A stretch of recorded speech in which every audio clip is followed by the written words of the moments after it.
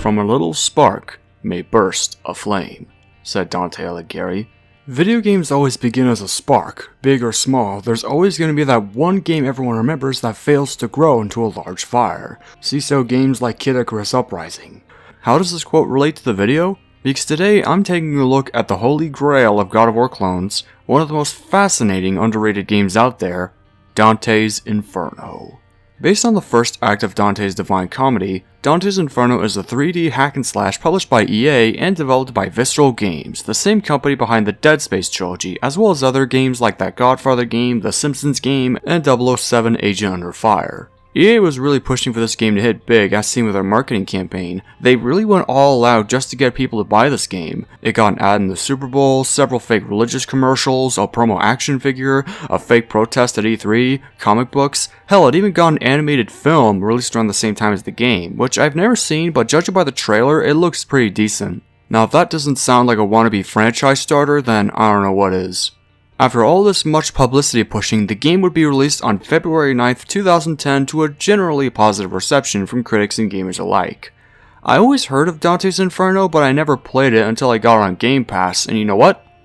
I liked it. Dante's Inferno is one of the most fascinating one-hit games out there. It was being pushed atop a high pedestal, and yet after selling almost 1 million copies, according to VGCharts.com, it vanished, like some sort of spark failing to burst a flame.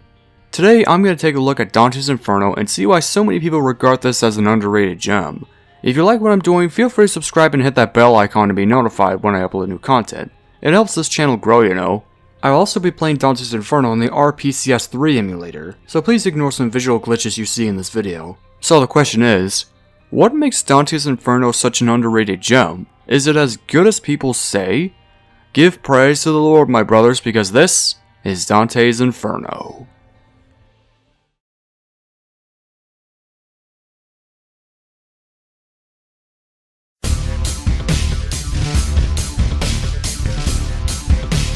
So the game opens up with narration by our hero, the titular Dante, who in this version is a crusader fighting for the Holy Land, who we see sewing a tapestry cross onto his chest.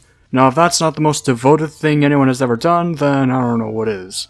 This tapestry details the life of Dante as a crusader through well done 2D animation, and we cut to Dante in the Citadel of Acheron fighting prisoners, which acts as this game's tutorial level, teaching you the basics of the game's combat and dodging, until Dante gets assassinated and comes face to face with Death himself, who damns him for his sins. Dante says the bishop absolved him of his sins and he decides he doesn't want to go. So what happens next? Well, he fights the Grim Reaper, steals his scythe, and then kills him with it. Fucking metal, I'll say that much. So Dante returns home to Florence, Italy and discovers not only his dead father, but also his murdered wife, Beatrice, who gets taken away by the one and only devil himself, Lucifer.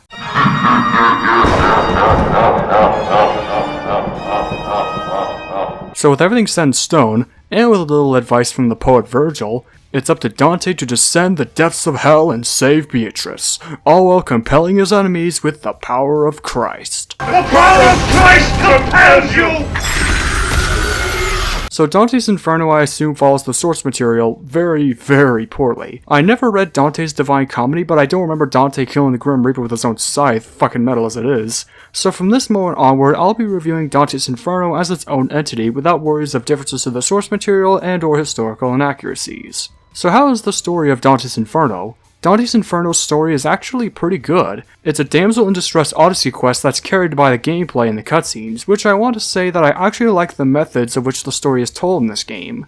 The story flows organically as the game goes on and is told through various well-animated cutscenes, whether that be in-engine animation, 2D animation, or 3D cinematics. This game has a good story that's carried well as the game progresses. The story is also kind of similar to God of War 3, with the player ascending, or in this case, descending down the circles of hell to redeem himself of his past misdeeds and slaughtering an entire mythical kingdom. This game even has a couple of Greek figures like King Minos, Mark Antony, and Cerberus as bosses.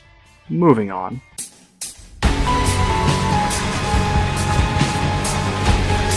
Dante's Inferno's presentation is divine as it is devilish. If you can excuse my emulation problems, Dante's Inferno has great graphics and an amazing atmosphere. The game has a look inspired by the concept artist Wayne Barlow. His art gives Hell a fleshy, surreal look straight out of H.P. Lovecraft, as well as some vague historical references with a dash of gigantism. Kinda shame some of these designs didn't make it to the final game, because they look pretty damn good. Much of the circles of Hell are themed around various sins against man, and this idea is further expanded on in the atmosphere. It's all dark, grim, and well, hellish, and it sometimes gives off a Warhammer Chaos vibe, especially with the architecture and some of the designs of the demons. The sound design also plays into building the atmosphere of this game, from the gross, icky sounds of gluttony to the screams and sins of the damned you hear throughout the game, as well as the happenings in the background. The atmosphere in this game is strong and gives Hell life and shows that it's not a place you would ever want to be in. One of my favorite things graphically about the game is this very shot near the end that zooms out as you approach the large city of Dis on the back of the Titan Pelagius. I go as far as to call it the game's visual spectacle because it gives Dis a full sense of scale. But my emulator crashed once I breached the gates. Actual pro tip, there's this great video linked down below that will show you how to get past the collapsing bridge segment without crashing. Play that segment, the invasion of Dis, and the crossing of that ice bridge with that video settings and 720p resolution to prevent further crashes. Otherwise, my favorite levels visually in the game are Gluttony, Greed, the City of Dis, the Blood Swamp, the Suicide Wood, and the Desert level. This game, much like God of War, contains its fair share of nudity like tits and ass, but it doesn't have a sex minigame unfortunately. Yet unlike God of War, this game has the balls to depict the devil himself with an abnormally large penis, which if you ask me makes this game infinitely better than God of War in every way. Did God of War have a penis? I don't think so. I don't think so! I have a king's dick, Jules! So the animation in Dante's Inferno is also real nice. I think the highlight of the animation for me are the cutscenes, which the game transitions from in-engine animation, 3D CG animation done by the guys at Blur, and 2D animation, which is used mainly to detail the life and sins of Dante, all of which are well animated, and the 2D cutscenes are also well animated if a little compressed. I kinda wish this blend of animation was used more. The music is also pretty good. It was all composed by Gary Scheinman, who has a huge resume in television, film, and video games, including the Destroy All Humans games, the Bioshock games, and the Middle-earth games. The soundtrack is fully orchestrated with holy hymns scattered throughout, and it's actually pretty good, if unmemorable, and it fits the game's themes very well. The tracks that stand out to me include the main title theme,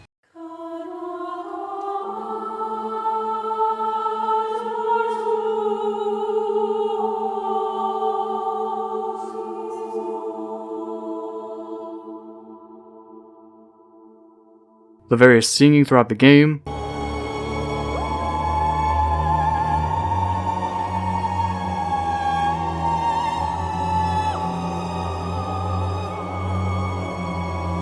and the theme against Cerberus.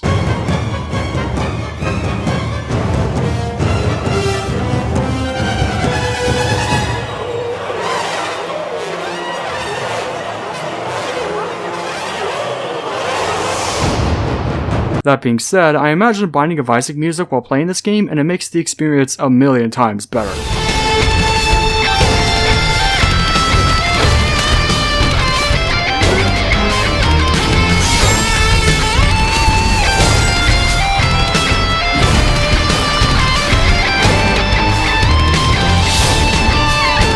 So the music is good, and the voice acting is really good. A lot of talent went into this game, and it shows with the voice acting. This game features Graham McTavish as Dante, and I like his performance in cutscenes and in battle where he really shines, making Dante sound as angry as he can while slaughtering the demons of hell.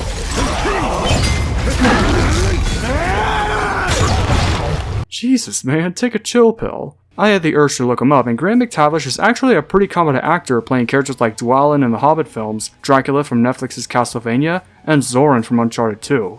Of course, everyone else is good too, where they add such strong weight to their deliveries, especially in the cutscenes, making for some quotable lines thanks to the good writing. Go on! Use me as an excuse! Blame me for everything! You're so full of greed and hate.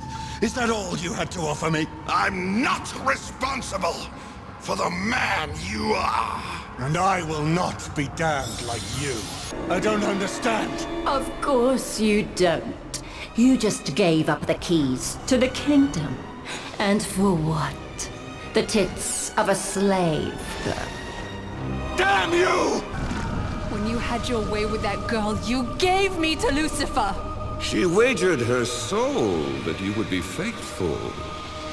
Her faith in you was very touching, so I thought Just the girl for me. I owe this all to you, my friend. My favorite voice in the entire game, of course, goes to Lucifer, voiced by John Vickery, a stage actor who worked on Babylon 5 and Star Trek. Vickery gives Lucifer a sinister and seductive voice that has great weight to it and makes him fun to watch. Oh, but you did cause this. Let me refresh your memory. Look into your beloved's eyes, Dante. Look. Like father, like son. You think you're above reproach for your sins. I took up the crusade. The bishop assured us that our sins would be absolved. And you believed him. You actually believed these salesmen of salvation. And what of those lost souls that we killed? Where are they? They thought their cause was holy too. Where are they? Why do I not find them damned in the Inferno? Because this isn't their hell. It's yours. So overall, Dante's Inferno's presentation is hella good. The graphics and atmosphere are great, the music is good, I like the blending of animation in the cutscenes, and the voice acting is such a treat. But what makes Dante's Inferno stand out the most, and compare it to God of War, is the gameplay.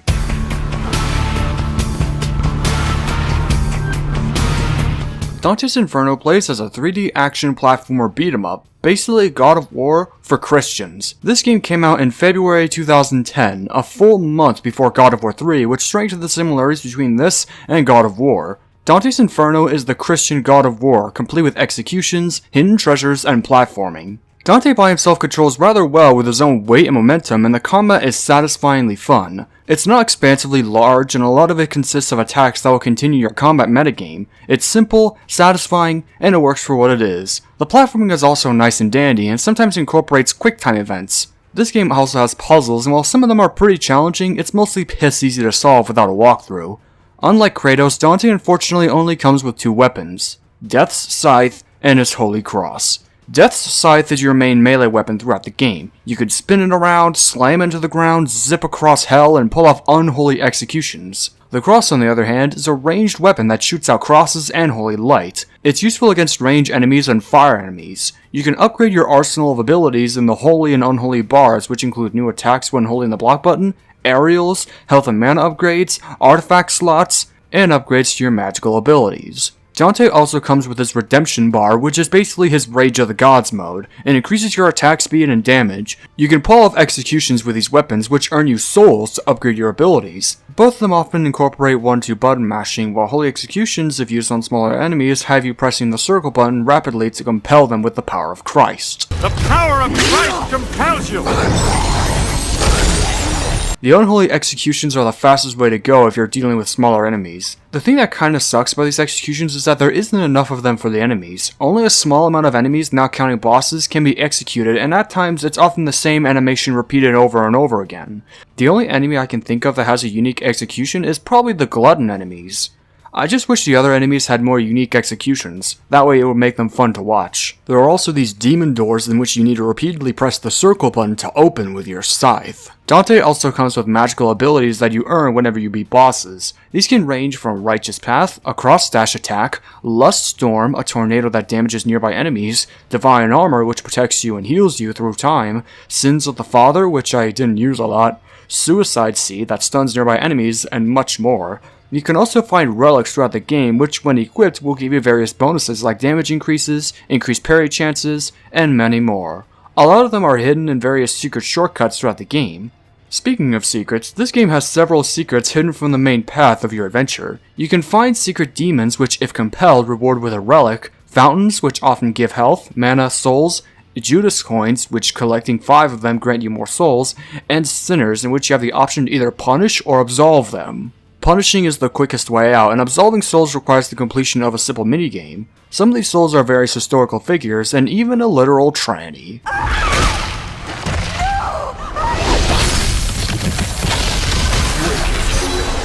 Yeah, that definitely wouldn't fly today. What kinda sucks is that the linearity of the game becomes a detriment when you try to collect every secret. Since most of these secrets are integral to upgrading your combat, you can't go back to get missing sinners or demons, which is pretty annoying. But the game doesn't have a 100% reward, so why even bother? You can also find the poet Virgil throughout your quest, who doesn't serve a purpose other than give you insight into the depths of hell. You can also ask him more questions about hell if you're ever curious. You can also read about hell in Dante's journal, including the lives of the damned and the bestiary. Your main enemy throughout the game are the minions of hell that all come in a whopping 18 units. Minions, pests, fire minions, Asterian beasts, guardian demons, exploding minions, unbaptized children, temptresses of lust, gorger worms, gluttons, hoarder wasters, throne demons, fire guardians, heretics, archdemons, damned crusaders, and Malakota.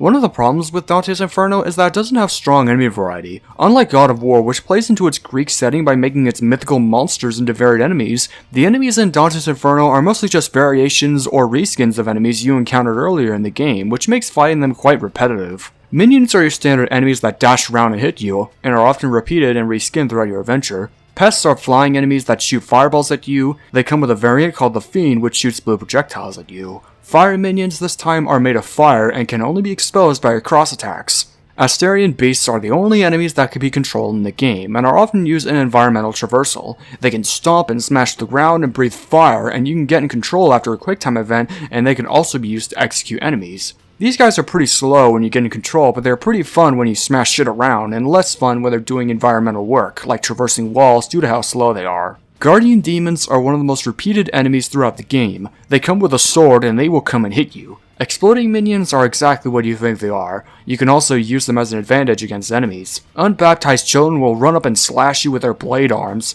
Temptresses of Lust are one of my favorite enemies in the game, as they provide you with a challenge as they zip and slash around the battlefield, and are really into tentacle porn as they will try to eat you with their tentacles. You can swim them around by mashing the circle button. These babes also come with a seductress variant which will hypnotize you. Gorger worms are encountered exclusively in the Circle of Gluttony. They are large worms which will try to eat you and get you into a quicktime event. Gluttons are fat bastards that will run up and eat you, then stumble, and puke around them, which deals damage. They are the only non-reskin enemy I could think of that has unique executions. Hoarder wasters are conjoined enemies that will hit you with their golden clubs, and they will also spin around the battlefield. These guys are my least favorite enemies in the game, if not for one segment alone, and that is the part in the Circle of Greed. You're placed on these two moving platforms that are too small, with two of these hoarder wasters crammed in to take you down. Couple that with a positioned camera during the jumping over to the next platform, and you have one of my least favorite parts in the game.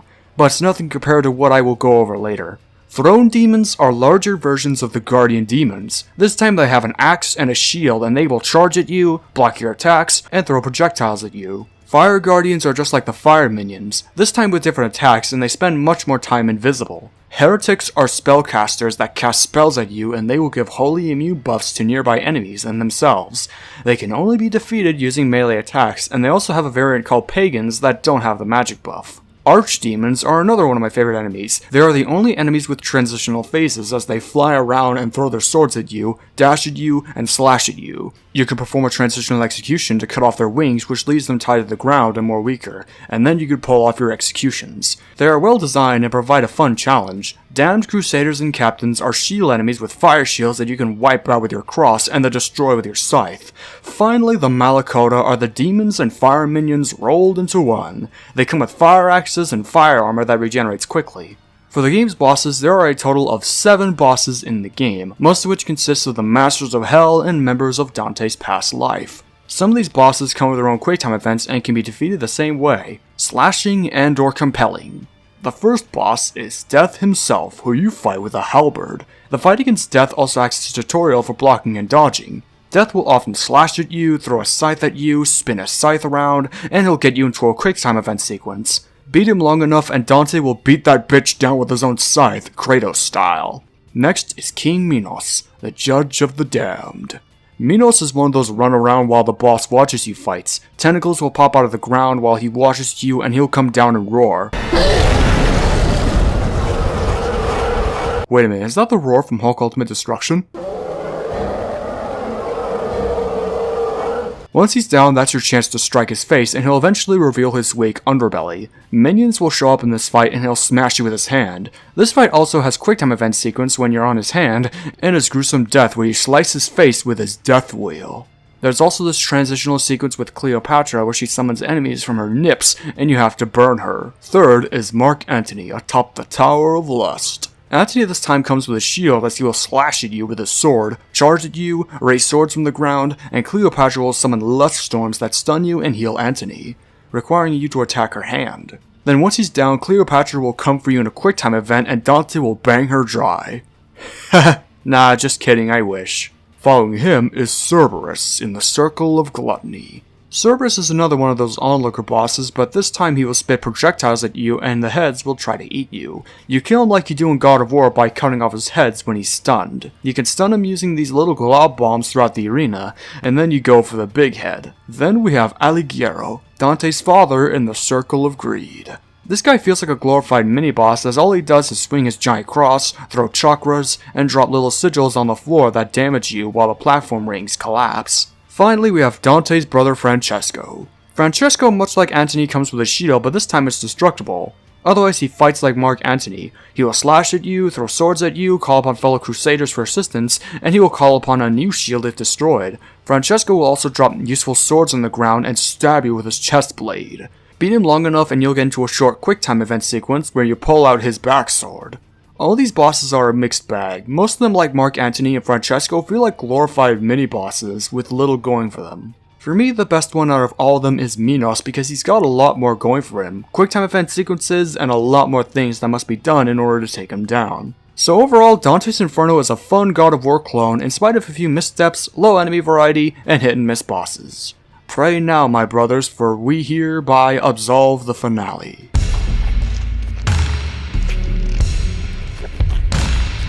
So throughout the game, we bear witness to the sins of Dante's life on Earth as he absolves his sins. As Dante descends further, he absolves the souls of his father, his suicidal mother, and Francesco. At the midpoint of the game, we see the devil take his course as Beatrice takes the devil's fruits and becomes the queen of hell. With his new queen, Lucifer seeks to reclaim paradise and I presume rule all of the afterlife. Dante rides atop the giant Pelagius and invades the city of Dis. This segment of destroying Dis is actually a bit fun, as short as the level is. Pelagius during this segment only comes with 2 attacks, a punch and a stomp. Below, Dante confronts Beatrice in the Circle of Fraud, and this is without a doubt the worst part of the game. There are a total of 10 challenges you have to do in the circle. 10 fucking challenges, and nearly all of them consist of you fighting enemies over and over again. There are also specific bonuses you get if you do some specific actions under a time limit. The worst one out of all of these is the challenge of the Sowers of Discord, where you have to keep a combo going without resetting the hit counter, and you have to do this in under 1 minute. It sounds simple, right? I mean it when I say I hate this challenge, because enemies are often barely in range of your attacks, and if your fingers get tired or one single screw up, you have to restart this challenge all over again. And they expect you to do this in under 1 minute. You dodge, you die. Get hit by an enemy, you die. Parry, you die. You die, you die, you die, you die, you die! It's actually one of 2 moments in the whole game where I had to change the difficulty down to easy. This challenge can suck my dick and burn in hell. Oh wait, it already is in hell. So after going through these challenges, Dante reaches Beatrice. Dante drops his cross and absolves Beatrice, who gets taken in heaven, and so Dante continues down to his redemption.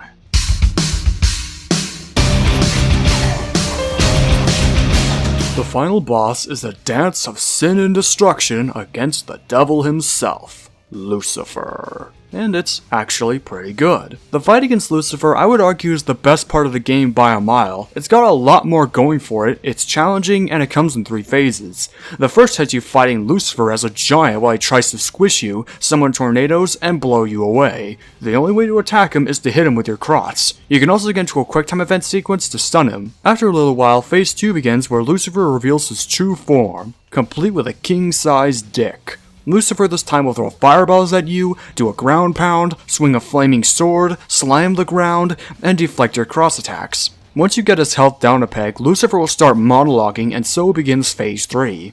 This time Lucifer will fight you in the air, throwing fire magic and reverse crosses at you and doing occasional ground pounds. Afterwards, Lucifer will go high up and cast a laser beam to the ground, and that's your chance to go up and strike. Reach him and you'll get into a QuickTime event sequence where you'll dodge his attacks and compel him with your cross. The power of Christ compels you!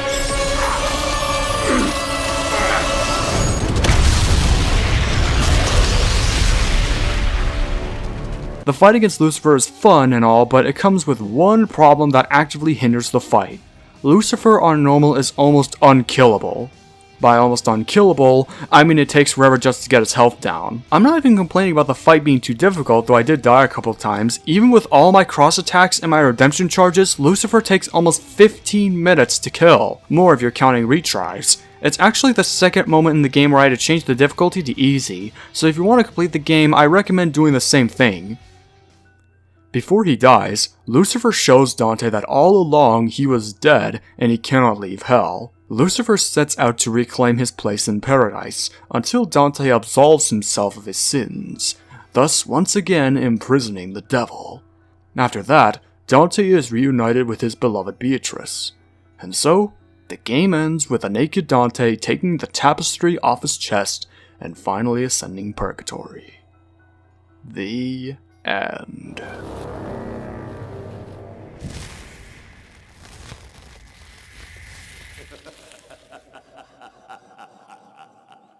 To be continued? Yeah, good luck with that. Dante's Inferno, at least as far as I'm aware, does not come with a 100% completion reward. If you beat the game, you can replay the game on hard mode and with the powers you gain throughout your adventure, as well as Dante's Crusader outfit and an arena mode in which you fight enemies. Dante's Inferno comes with DLC, which consists mostly of costumes including Florentine Dante, a disco outfit, animated Dante, and even an Isaac Clarke costume. As well as the Dark Forest, which is a level with new enemies, cutscenes, and challenges, and the Trials of St. Lucia, which allows for multiplayer, a map editor, and a new playable character in the form of St. Lucia herself. Unfortunately, I don't have the DLC installed, so I can't judge them all separately, but Trials of St. Lucia looks pretty fun. Otherwise, what you get for completing the game is stuff in the game's extras, including the actual Devine comedy poem, the soundtrack, concept art, facts about real-life Dante throughout history, a look at the real-life Dante, a behind-the-scenes look at the game's music, the making of the unbaptized child enemy, a preview of the Trials of St. Lucia, a trailer for the animated film, a sketchbook of concept art by Wayne Barlow, which shows some really cool designs, and the developer commentary. Hi, I'm Steve Desilets, lead designer for Dante's Inferno. Wait a minute, is that the outlaw from Oddworld Stranger's Wrath? Hey, come on, Tony! Let's take him down!